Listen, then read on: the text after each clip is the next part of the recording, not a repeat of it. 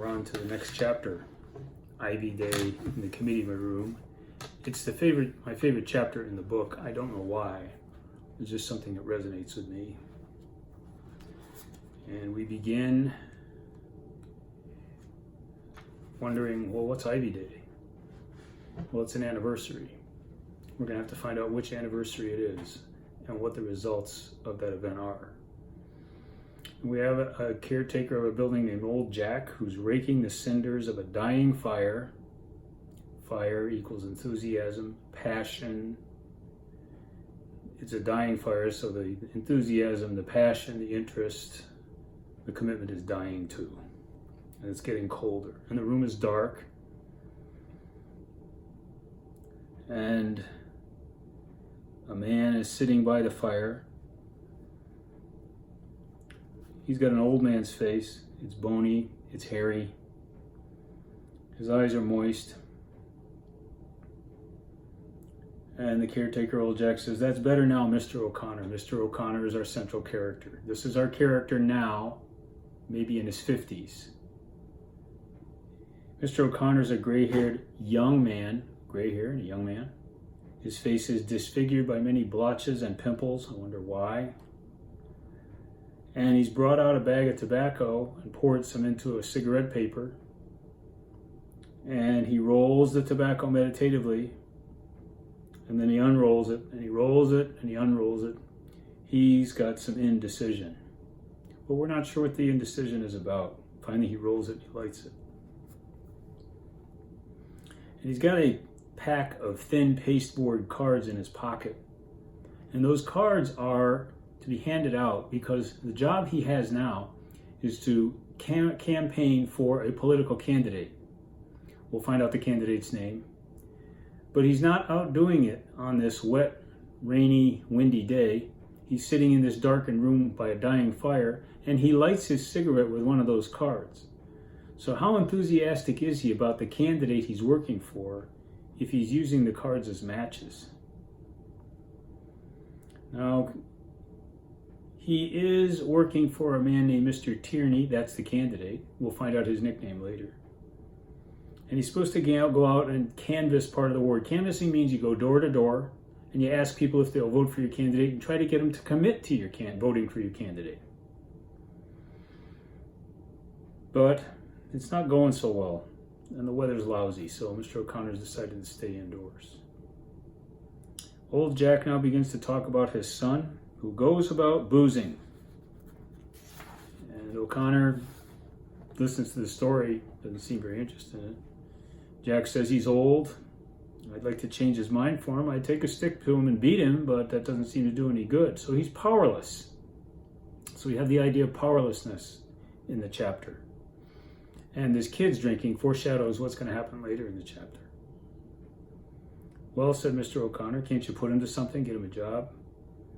"No, because he's always boozing. You can't keep a job." Mr. O'Connor shook his head in sympathy. We're not sure who he's sympathetic with. Now Mr. Hines comes in, tall, slender, young, and the collar of his jacket is turned up. He's a contrast to Mr. O'Connor. He really looks young. His face is not disfigured. And so a denuded room came into view, and the fire lost all its cheerful colors. So we got an empty room, a cheerless room.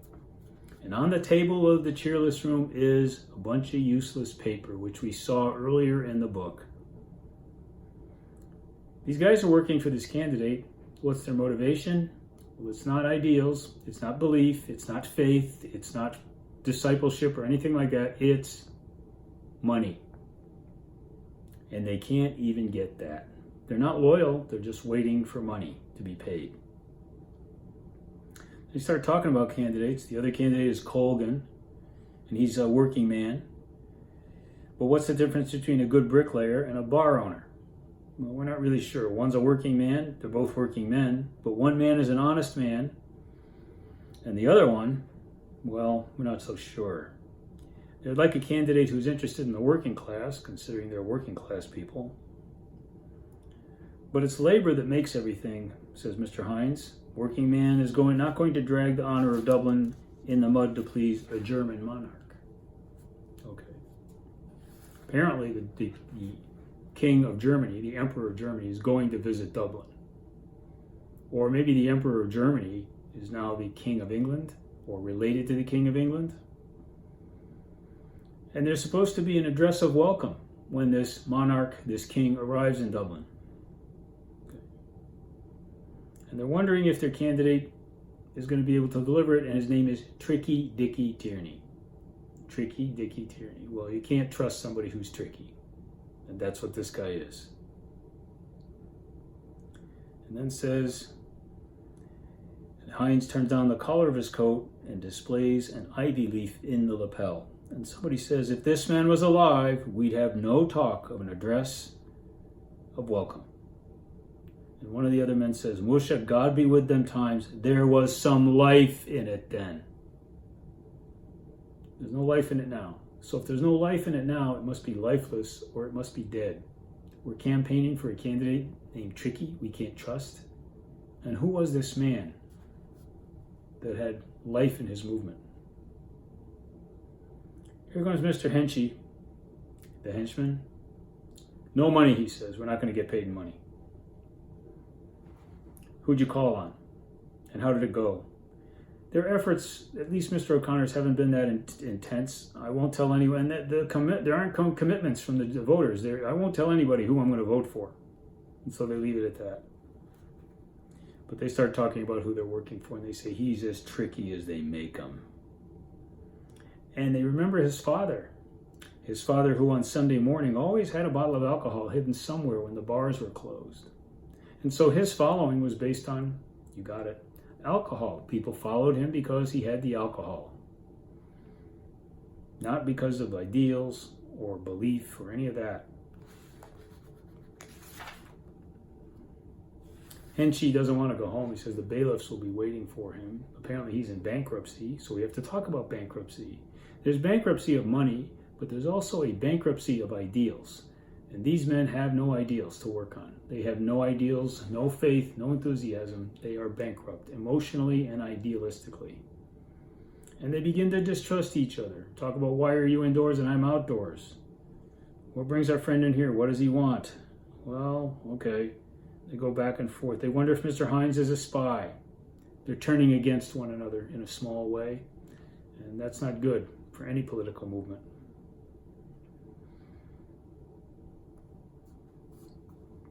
Well, one thing they all dislike is cleverness and bribery. And the castle apparently is where their so-called leader is going to rule from. There's going to be some bribery and there's going to be some cleverness. And then a clergyman arrives. He resembles a poor clergyman or a poor actor. His identity is unclear. He's got a cheesy face. His mouth and eyes are at odds with the rest of him. He's unsure what to express. But they call him Father Keon. So here we have a priest. Maybe we'll get some spirituality in him. Well, I don't think so, because he's not looking for God. He is looking for Mr. So-and-so, Mr. Fanning, and he leaves. So we're not going to get any spiritual enthusiasm here either. We're not going to get a good sermon from Father Keon about how you should believe in the Lord. We're going to talk about the Lord that they're going to have to believe in. Their conversation is very halting. There's a lot of silence in it. It returns repeatedly. Nobody even knows who that priest was. But they think he's a hybrid priest, or maybe he's not really a priest at all. Well, there's not going to be any money. And the priest they just saw is not attached to a chapel, a church, or an institution, or anything else. So there goes spirituality. There goes religious faith. Is there any chance of a drink, says Mr. O'Connor. He wants a drink instead of money. And we may as well explain right now, why is his face disfigured with blotches and pimples? He's an alcoholic. And we got to ask, why is he drinking so hard, and we'll find out. They talk about what goes on in City Hall or down at the castle. They talk about deals that go on behind the scenes. They say that to be the Lord Mayor, you really have to owe the city fathers. So it's almost like you buy the position. Well, that's not democracy. That's bribery. And that's corrupt. So we got corruption instead of faith and belief. And that's a reversal. And the guy who gets elected is going to become the Lord Mayor of Dublin. The Lord Mayor. Well, that's almost a contradiction in terms. Everybody knows that the Lord is Jesus Christ, but the mayor is a political figure. And that's how it's going to go. And there's no way around it. Now a boy enters the dark, cold room with a case of whiskey. And this will be their payment. They get to drink alcohol. He's a boy, so they're not going to get any money.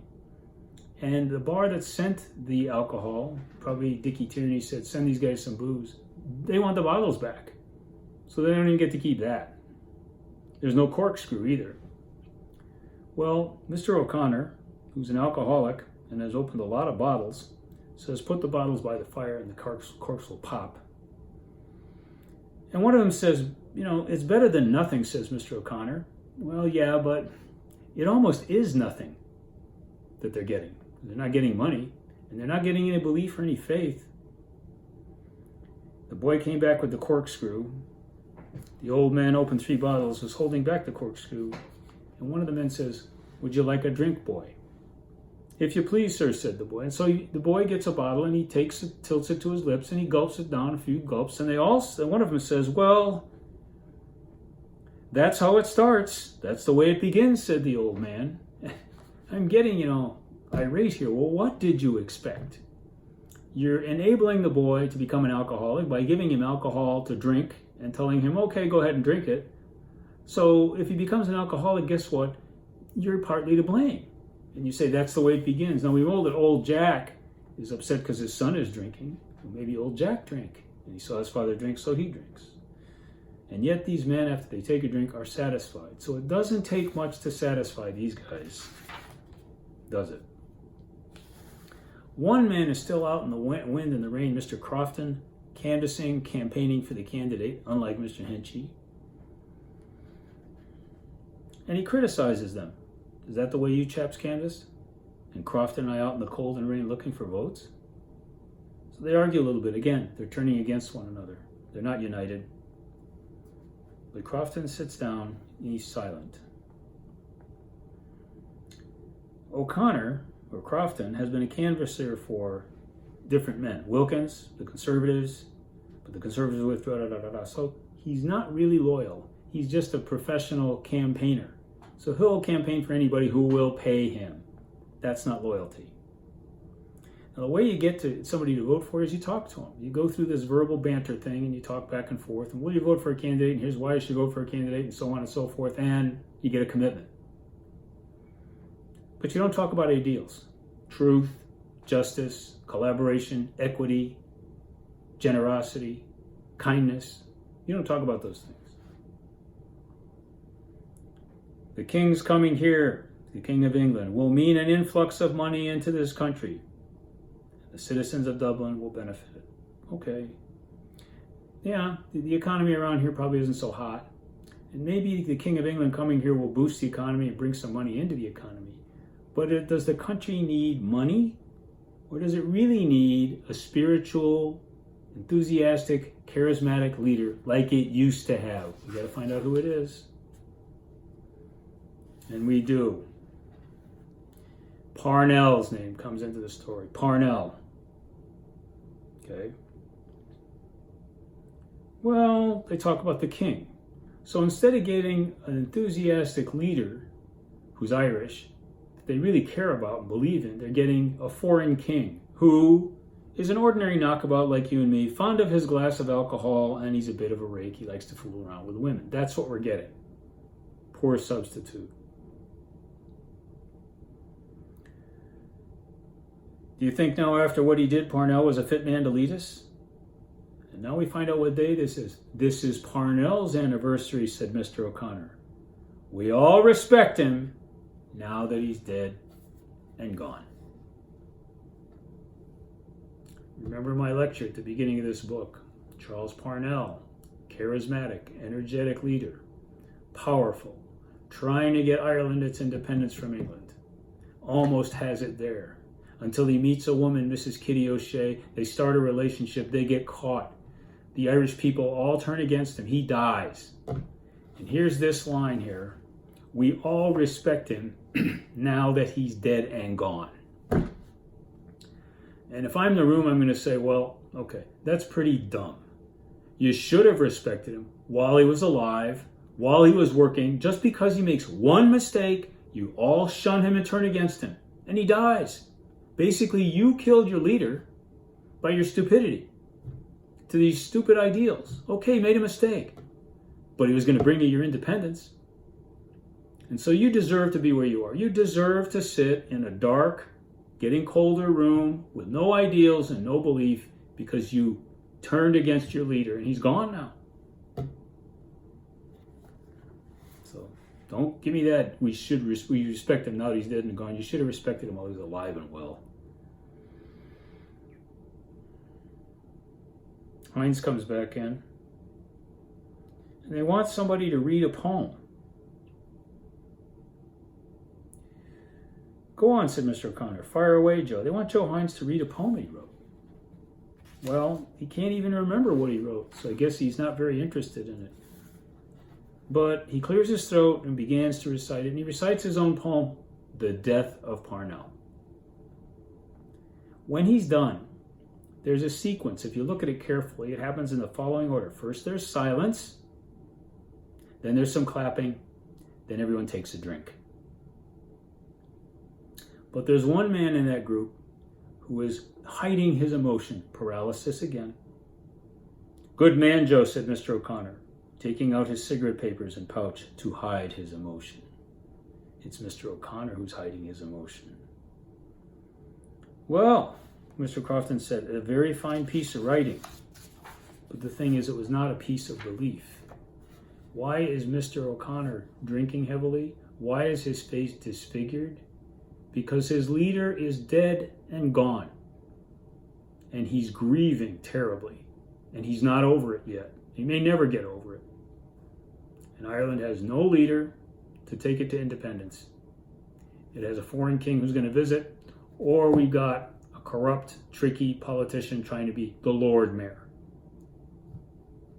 And that's how it ends. So they are paralyzed. Now, let's talk about a Bible parallel. Jesus is crucified, and we've got the 12 apostles in an upstairs room, somewhere on a city street, sitting there, looking at each other, and realizing, number one, we're all marked men. They all know we're his followers. We're marked men. Number two, so what do we do? Well, unlike these men, they had to think a little bit, and then they realized, well, this is a no-brainer. All we have to do is what he did. We're going to go out. We're going to preach his word. We'll go to the four corners of the earth if we have to. But he modeled what we had to do. Go out and preach, teach people. And that's what we have to do. And some of us will get crucified. Some of us will get burned at the stake. And we know what's going to happen. But that's what we have to do. We just do what he modeled. And they did. They had belief, faith. These men, they have nothing. They have alcohol instead of money. They have money instead of commitment and faith and belief. They have a corrupt politician and a foreign king who are quasi-leaders, but they don't feel anything for them. This is where they're at. This is where Ireland's at. It's paralyzed politically. The next chapter, the last one in the book, is the dead.